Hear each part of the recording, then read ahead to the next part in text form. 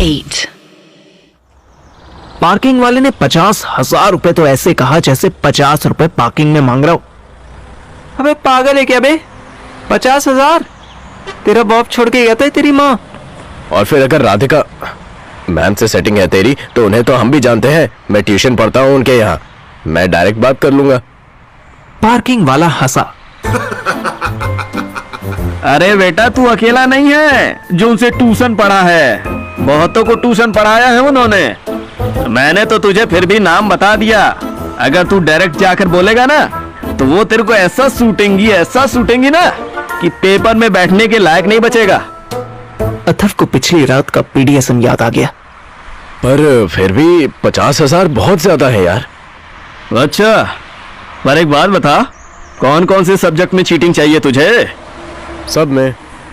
Parking वाला और जोर से हंसा। फिर तो बेटा 50,000 ही लगेंगे, क्योंकि एक में भी बैक आ गई ना तो फिर मत कहियो कि वार्निंग नहीं दी थी। हम दोनों सोच में पड़ गए। फिलहाल पुलिस स्टेशन जाकर बाइक छुड़वानी ज्यादा इंपॉर्टेंट थी। ठीक है, अपना नंबर दे, मुझे ठीक लगा तो तुझे शाम में कॉल करूंगा। अरे ओ कॉल बॉय, गुड़गांव में फ्लैट देखने आया है क्या? आज बताऊंगा, कल बताऊंगा। अरे कल पहला एग्जाम है, आज और अभी बता, हाँ कि ना? क्योंकि तुम दोनों के लिए मुझे एक्स्ट्रा चीट्स बनवानी पड़ेंगी और बहुत सारे अरेंजमेंट करने हैं मुझे। अच्छा ठीक है, हाँ है मेरी, लेकिन पेमेंट एग्जाम के बाद दूंगा। ओ चंट खोपड़ी, एक बार एग्जाम हो गया ना तो तू कभी नानी के यहाँ तो कभी मामी के यहाँ मिलेगा। देख, पेमेंट एडवांस ही लगेगी, पूरा नहीं तो आधा दे। आधी नहीं, 10%। 5,000 ले ले, बाकी हर एग्जाम के बाद लियो। पता चला तुझे अभी 50,000 दे दिए और फिर तू कभी नानी के यहाँ तो कभी पापा के यहाँ।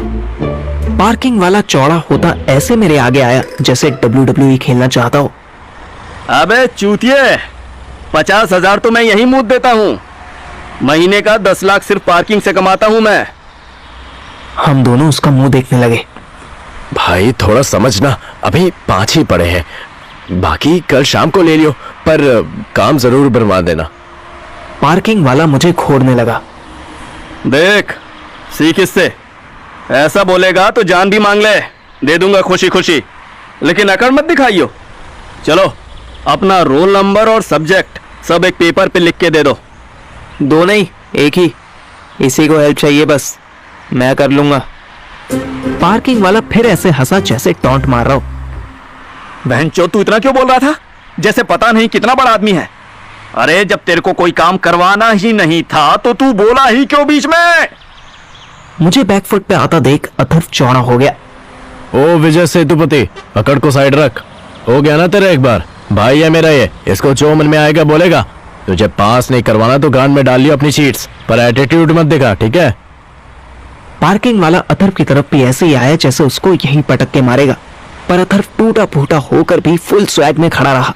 ना उसने नजर हटाई और ना ही कदम पीछे लिए। पार्किंग वाला 2 सेकंड तक घूरता रहा, फिर हंस के अथर्व की पीठ पर थौल जमाई।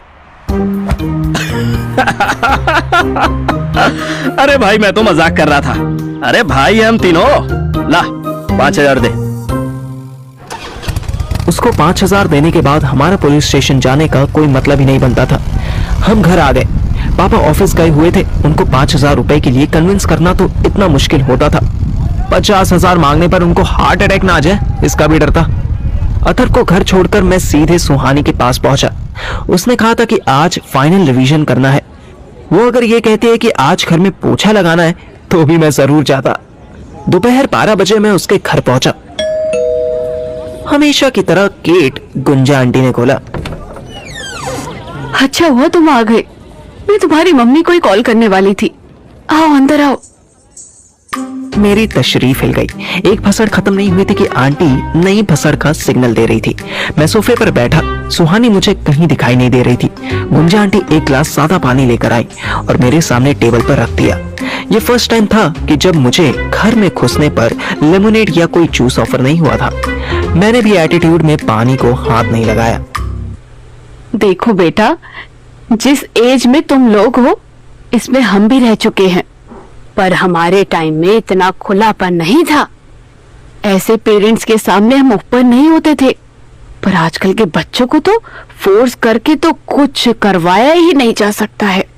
जो समझो उसका उल्टा ही करना है। आंटी, आपको जो कहना है खुल के कहिए। मैं समझ नहीं पा रहा हूँ कि आप क्या कहना चाहती हैं। कहना नहीं, मैं कुछ पूछना चाहती हूँ और मुझे ऑनेस्ट आंसर चाहिए। लास्ट नाइट क्या हुआ था तुम दोनों के बीच? मेरे पैरों तले जमीन निकल गई। क्या हुआ? हुआ तो कुछ भी नहीं आंटी। मैं लास्ट नाइट तो अथर्व के घर। झूठ मत बोलो पार्थिव, तुम अथर्व के घर मतलब सुनीता दीदी के यहाँ थे ना? मैं अभी फोन करके पूछूं? अगर उन्होंने मना किया तो फिर मैं डायरेक्ट तुम्हारी मम्मी को फोन करूंगी। मेरा दिमाग सुन होने लगा। नर्वसनेस की वजह से हाथ कांपने लगे। देखो पार्थिव, तुम अच्छे लड़के हो, मैं जानती हूँ। पढ़ने वाले बच्चे हो, स्मार्ट हो, अपना अच्छा बुरा समझते हो, पर सुहानी नहीं समझती। वो जो करती है दिल से करती है, दिल से सोचती है, दिल से ही डिसीजन लेती है।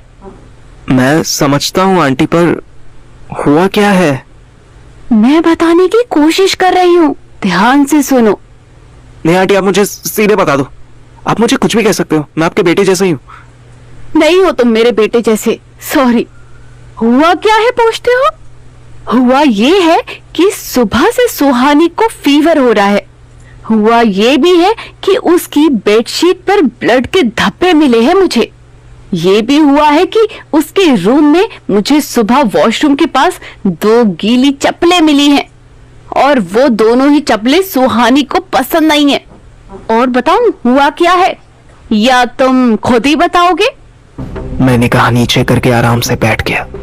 मेरा दिल अब सिर्फ एक ही बात चाहता था कि मैं कैसे भी करके सुहानी के पास पहुंच जाऊं।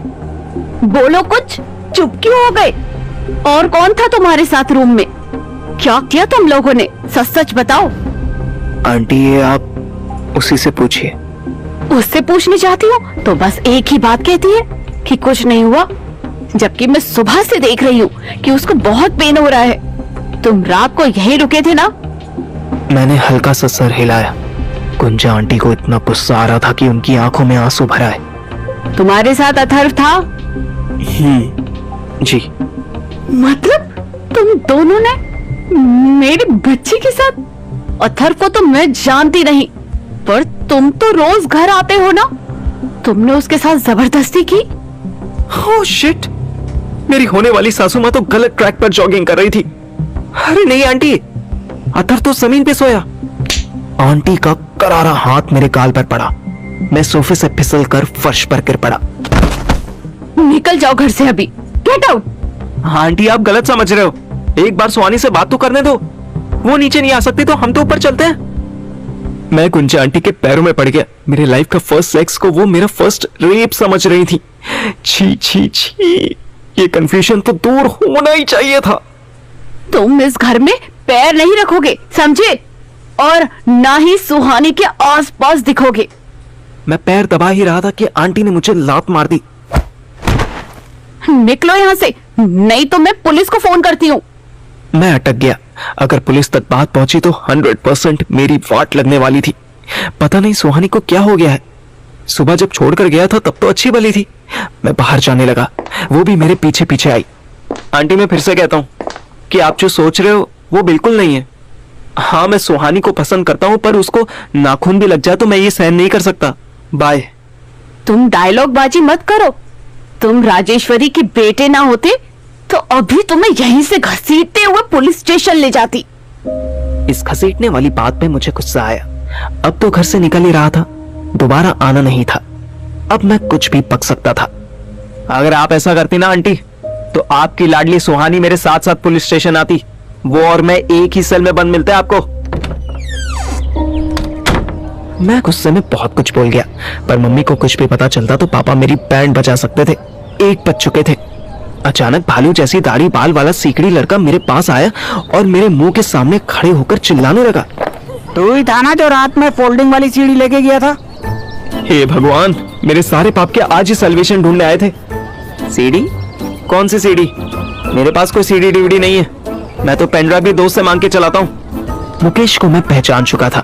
इसी से सुहानी के घर में पहली बार खिड़की से घुसने के लिए मैंने मदद ली थी, पर अब वो लेटर तो किसी ने चुरा ली। मुकेश ने मेरा कॉलर पकड़ लिया। प्राण के लन, तेरी वजह से मुझे काम से निकाल दिया। मेरी सीढ़ी दे। मैंने कॉलर छुड़वाया।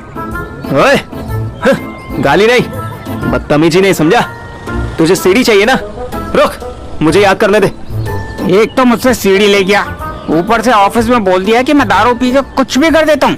क्या दुश्मनी थी तुझसे मेरी? मैंने तेरी गांड मारी थी क्या बैंचोद? ए, बोला ना गाली नहीं। चला, तुझे तेरी सीढ़ी और तेरी नौकरी दिलवाता हूँ। मेरे दिमाग में पिटाई से बचने का इससे तुच्छ आइडिया कभी नहीं आया था। मैं उसे अथर्व के घर ले गया और अथर्व को बाहर बुलाकर ड्रामा करने लगा। यार देखिए इसको, मुझे धमका रहा है कि बीच रोड पे मारेगा। मुकेश चिढ़ गया। ये चुस्की कौन है? मेरा दिमाग खराब हो रहा है। भोसड़ी वाले, मेरी सीढ़ी दे अभी। अथर्व ने उसके लेफ्ट गाल पर एक राइट हैंड का पंच मार दिया। बेचारा नीचे गिर पड़ा। औकात में रहियो भोसड़ी के, भाई है मेरा, तमीज में बात करियो। मैंने अथर्व को टोका। अबे चल, पापा की कार आ रही है।